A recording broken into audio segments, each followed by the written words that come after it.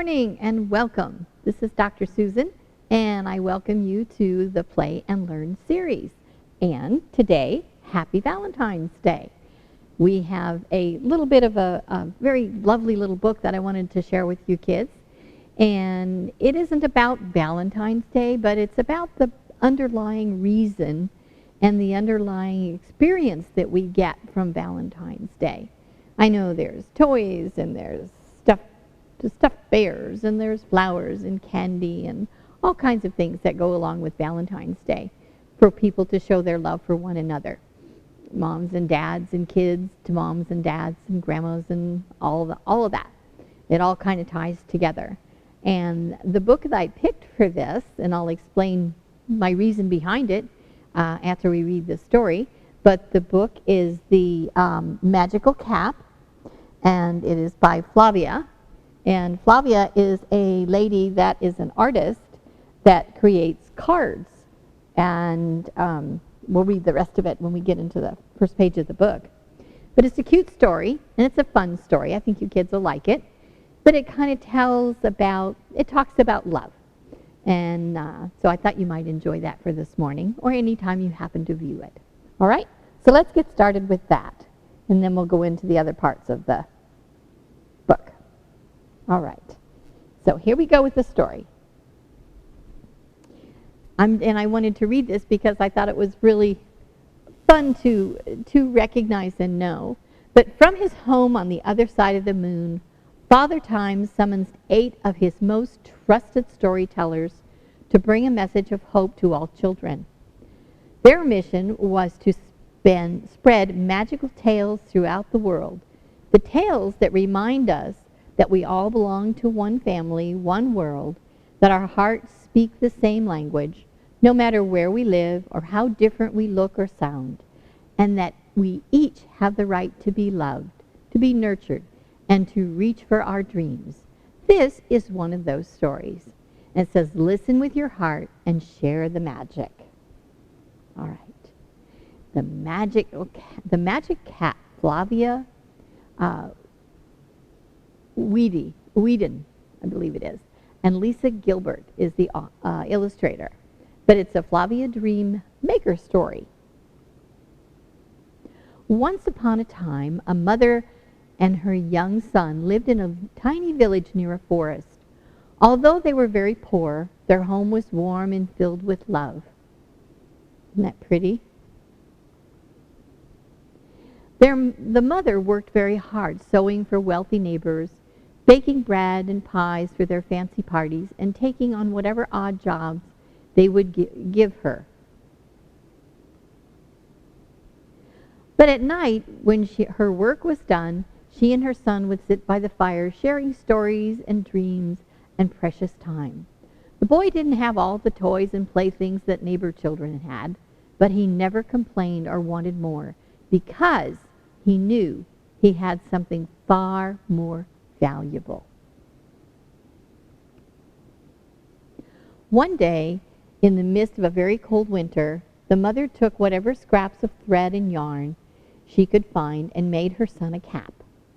This will keep you warm when you go outside to gather wood, she said.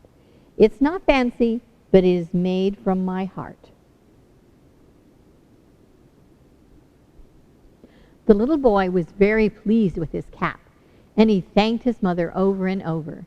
He knew that she needed a cap. She needed a cap even more than he, but he graciously accepted it because he knew how happy it made her, because he loved her so very much. Every time he put the cap on his head, he felt a strange and wonderful feeling come over him. Whatever it was, it made him feel so good inside that he decided that the cap must be magic. Excitedly, he told everyone he knew. One day, he decided to go for a walk in the forest. On his way, he met a farmer who had already heard of the magic cap. After all news like that travels very quickly through the forest. Young man, I will trade you my warm coat for your cap, the farmer said. It is very cold, and my coat will be of much much more use to you than your cap." The boy, although he needed the coat, said, "No, thank you, sir. I would never trade my cap for anything. You see, my mother made it for me." Suddenly the farmer grabbed his cap and put it on his head and began to run away, with the boy running right after him. Then, just as suddenly, the farmer stopped, threw the cap back to the boy, and said, "This cap's not magic. I feel nothing special when I wear it. You foolish boy. It's just an ordinary old cap." The boy caught the cap and quickly put it back on his head. Once more, that wonderful feeling came over him, and he was happy because he knew the magic hadn't gone away. "The farmer doesn't understand," he thought to himself. "Surely he had made a mistake. This cap of mine, it is magic." He continued to walk through the forest, and by nightfall he found himself beside the king's palace. He saw many guests dressed in their fine clothes going up the stairs to attend the king's ball. One of the guards at the palace door, having heard of the boy's magic cap, quickly rushed him through the door and inside the palace. Once inside, the boy was noticed by the king. When the king saw the boy's cap, he approached the boy and said, "I will trade you my crown for that magic cap." But the boy replied, "I'm sorry, Your Majesty, but I cannot trade anything for my cap. You see, my mother made it for me." If you won't trade for my crown," said the king, "then live here in this palace so I might wear your magic cap." But when the boy refused and tried to leave the palace, the king stopped him. The king desperately wanted the cap, and he was used to getting what he wanted. So he quickly ordered a servant to take the cap from the boy. The servant did so, and just as quickly the king placed the cap upon his head. He stood there wearing the cap, but no magical feeling came over him. Embarrassed and angry, the king ordered the boy and the cap thrown out of the palace. "You are a liar and a fraud," he shouted. "There is no magic at all to that cap." Crying, the boy began to run home. He was hurt and confused, and he couldn't understand why no one else could feel the magic in his cap, or why anyone would treat him so unkindly. On his way back through the forest, the boy was approached by a wise old woman who asked him why he was crying. At first, the boy feared that she too would try to take his cap, but her gentle ways convinced him to stop and tell her his story. The old woman listened and understood and smiled tenderly. She took his hands and reassured him that the cap really was magic after all. But the magic existed only for him. That wonderful feeling is love, she said, the kind of love that is known only to giving, gentle hearts. This made the boy think of his mother, and he smiled because he understood what the wise woman was saying. The love in his heart overflowed, and he couldn't wait to be with his mother. He thanked the old woman and ran home, holding tightly to his cap. When at last he arrived at the small cottage, his mother and a neighbor boy were standing outside. He ran up to his mother and threw his arms around her and told her all that had happened. His mother just smiled, just as the old wise woman had. But the neighbor did not. Instead, his neighbor said, "You fool, you fool, you could have been rich for the rest of your life if you traded that plain old cap for the king's crown. Don't you understand? And if you had lived there in a palace with the king, you could have bought 1,000 caps and had all the toys in the world." The boy just looked at his neighbor and said, "But it is you who do not understand. The love I know my mother put into this cap, and when she made it for me, gives me such a good feeling inside. And that's the magic of it all. That is why no one else could feel the magic when they tried to wear the cap. I could never trade it for anything," the boy continued. "Don't you see? I don't need riches, and I don't need to live in a palace. I have a mother who loves me more than anything in the world, and that makes me richer than any king could ever be.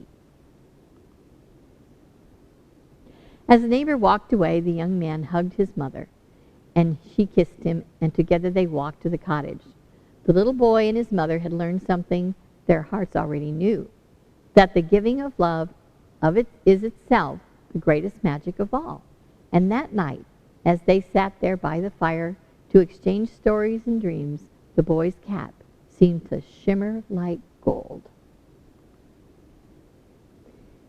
The end, and happy Valentine's Day for a special someone. And I am seeing all of you as that special someone. And we can thank Greg for the great bear. Isn't he cool? All right. So the story wasn't really written specifically for Valentine's Day, but this is a good day to share the story. And I have the idea that I could show you how to create a couple of Valentine's cards that you have with things you have at home, and you can give them to your mom and your dad or brothers and sisters or whomever you want to, instead of having to go to the store and purchase anything. But what I wanted to share with you isn't really about making cards, and it's not really about going out and buying gifts and things like that. But what I did want to share with you was I wanted to tell you that the magic that's in that cap, that's in the story, is also sitting in your house. It's sitting in your bedroom, possibly your living room, possibly your playroom if you have a playroom. It's sitting there, just waiting for you to notice it. And so what I'm going to do is I'm going to share with you some of the magic that lives at my house. So I brought some of it with me. Yes, it is portable, just like the cap on the little boy's head. All right? So what I wanted to share with you today is that I have things, what we would call just things, you know, it's just items. And anybody that walked in my house and looked at them and say, oh, those are nice or those are cute, but, you know. But to me, the magic in them is what makes them important to me and the reason I keep them. Like I'm sure there's many things in your room that you have that's very special to you, and you don't ever want to get rid of them. You don't want to give them away or throw them away because they look old. You don't want to do that. Some of you may have special stuffed animals that you had when you were little, and you know you were 2 or 3 or 4, and imagine you could be anywhere from 8 to 12 right now. But you still kept them. You may not sleep with them anymore. They may not be a toy you play with, but you have it somewhere special. And my grandson, who is 10, has one of those. He has what he calls Blue Bear. And Blue Bear was a gift to him from his dad. His dad's in the Army. And his dad sent it to him. And he's had it for probably four, maybe going on 5 years. But it's a very special bear to him. And I think it's special, too, because his dad gave it to him to kind of be there for him when his dad was away from home. So that's the magic of that particular bear for my grandson. And so what I brought to share with you is, I'm going to start with the oldest thing that I have, not really old, but this particular doll that I brought with me is a little doll that's made on a hanger. You know, that you hang your clothes on? I'm going to put her down here so you can see her. She's white, but she looks kind of dust dirty gray right now because she's old. I got her when I was 16. I'm now almost 73, so you can do your math and figure out how old the doll is, okay? But my mother ordered this for me because I love dolls. And she was made on a hanger, which makes her very different and very special. And she sits in my china cabinet that I have at home. But she's just super special to me because my mom gave her to me. She's very dusty, not dusty, but some of the lace on her little top thing here is worn away and torn. But that doesn't make her any less special and any less magical to me. Because when I see this, I see my mom and I see, because this was a special made doll, it wasn't one she purchased at a store, from a lady that made these. And I see the lady that made them, that made it, and the time and effort and energy and the love she put into what she was doing because she loved doing it. So you kind of got double love there. I got the love from my mom, and the love the lady that made it for me specifically is in here too. So she's very special, and she sits in my china cabinet because I don't want her to get any dustier or browner than she already is. She used to be Snow White, but she's not anymore. But like I said, that doesn't make her any less special. All right? So this is my Snow White doll. So I'm going to put her here on the table, and she can watch us with the rest of the things that we're going to do here. The other things that I brought is in this little bag, and this was something that my husband gave me when we got married, and that was 49 years ago, quite a while ago.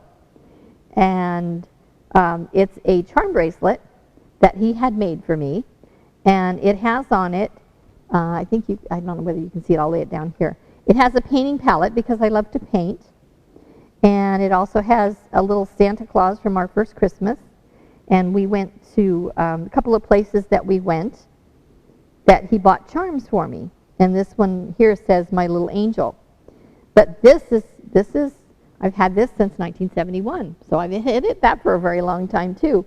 And that's very special to me. I don't use it wear it all the time, but on special occasions that I do. But it has magic in it too. It has that magic of all the love we shared and all the places we went together and all the things that we did as a married couple. He passed away about almost 11 years ago. So this is very special to me. And it reminds me of that. And it has his love and energy in it that I still receive from it when I take it out and I look at it and I hold it and when I wear it. So that's another one of the things that I brought to share with you. Just about explaining where the magic is in things and the importance and the love. And that's what's in that too. Then the other two things that I brought, I'm going to do this one first. This is a cup that my daughter, Brandy, made for her dad for Valentine's Day, not Valentine's Day, for Father's Day. She made this when she was in the 3rd grade, and she's 40 now. So that tells you how old this cup is. But so she made that, and when I look at that, it's cute, and it's creative, and it shows where she was when she was in the 3rd grade, when she made this special cup. So there's that. And the magic of this is the memories that it creates of when she was still little and going to school like you guys are doing right now. And if you have the chance, I'm sure you've made things like this and given stuff to your mom and your dad and your grandparents. But what you didn't just give a present. You gave you. You gave the magic of who you are that's encompassed in the gift. And then that's what makes it magical. That's what makes it so loving and so special. And sometimes we wonder why Mom has all that stuff. Well, when you're growing up, you do a lot of stuff when you're in school and if you're in sports and you're doing all those other things. Those things are so important. And that adds the magic of your growing up years. And that's why your mom keeps all that stuff. That's why I keep it. That's why grandmas keep it. It's special. It's magic. And it holds so many memories and brings all those pictures right back to your head. You know, because you could probably remember when you did something special that you can close your eyes and still see yourself doing it because of the experience you had and the memories and the meaning that came to you. So this she made Brandy made this one too. This is a cup that she made, and it was again for her dad. She made this in 1987. So there's also another thing, and I keep it because it brings back such beautiful memories, and there's just so much love contained in it when she was doing it, and the purpose she did it for. So you might see those kinds of things, or you've done those things and give them to your parents, and give them to your grandparents, and things like that. So those are the things that I brought that I wanted to share with you. And then I wanted to show you how you can make a really quick Valentine card if you want to do something special or give some special words to your mom or dad or your brothers, sisters, or your grandparents. I know it's Valentine's Day. You can still put it in the mail and they'll get it, and it'll mean so much to them, even though they don't get it on the specific day. Okay? So here's what I did for this one, and I used red cardstock and a piece of gold paper that I had, and it's a half of an 8.5 by 11 sheet of paper I folded in half, and then I did the same thing with this one, and then I just trimmed the edges just a little bit so that we got where it's off center here and off center here so you can see the red. So that's what I did with that, and then I just folded it together like that, and just folded it together like that.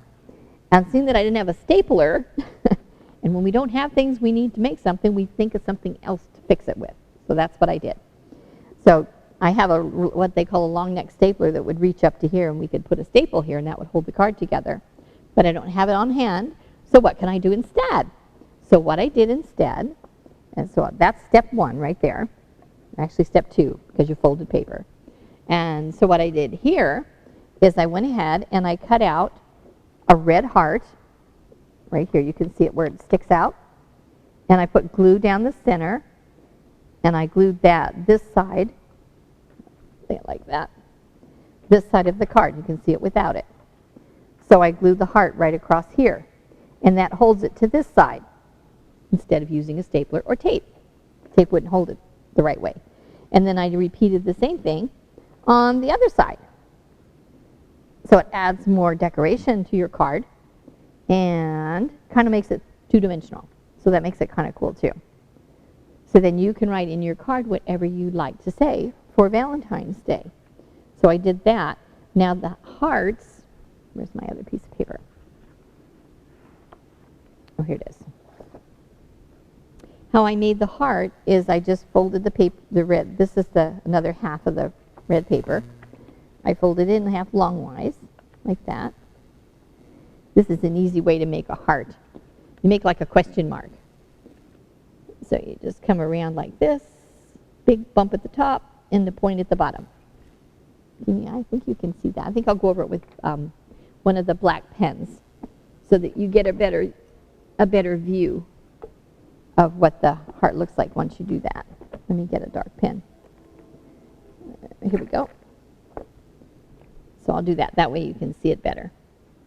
So we just go over it like this, just like that. Oops. So now you can see that, just on one side. Then you take your scissors and you cut it out. And just go around. But it's like a question mark, an exaggerated question mark. And there's your heart, just like that.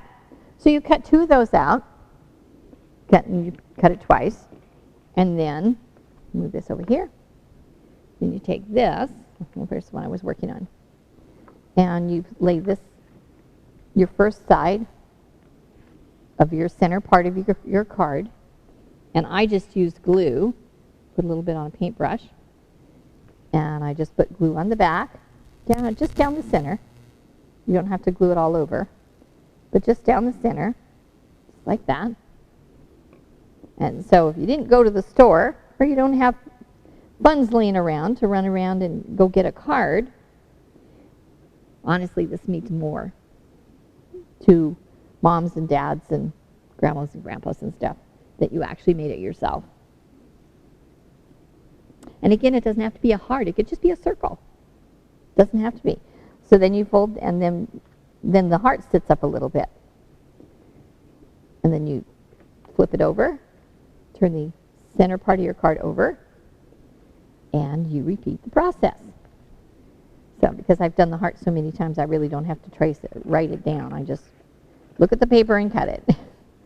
But I've just had a lot of practice. If you didn't have a lot of practice, you could draw the lines. Okay? So now I'm going to do the same thing with this one. And just put the glue down the center, just like that. There we go. And put that on this side. Just lay it right on the fold. So we're getting glue on both sides of the heart. Press it with your fingers. Just like that. There. And close it. Fold it again with your fingers. Now we have, there's a heart there, and you can write on it or draw a picture, or if you have like flower stickers or something like that. I did bring some little heart stickers with me, so foam stickers, so I'm going to pull one of them off like that. Now it's stuck to my finger. There we go.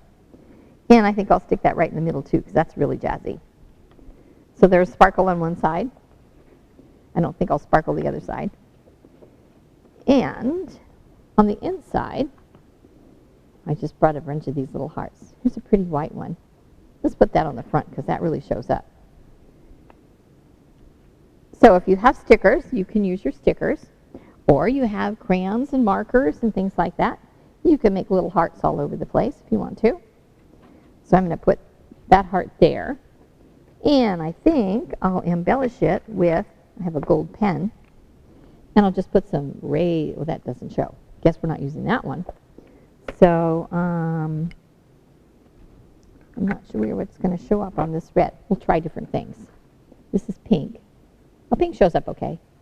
And I just want to make little not sparkly, but lines that say love. Just like that. There. So there we've got that. And then I also have my white, I think I have white. Yes, here's white. That's the, this is an oil pen. And I'll write happy.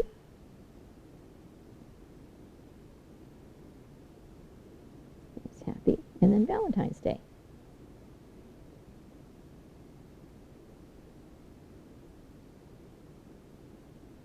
Whoops. There.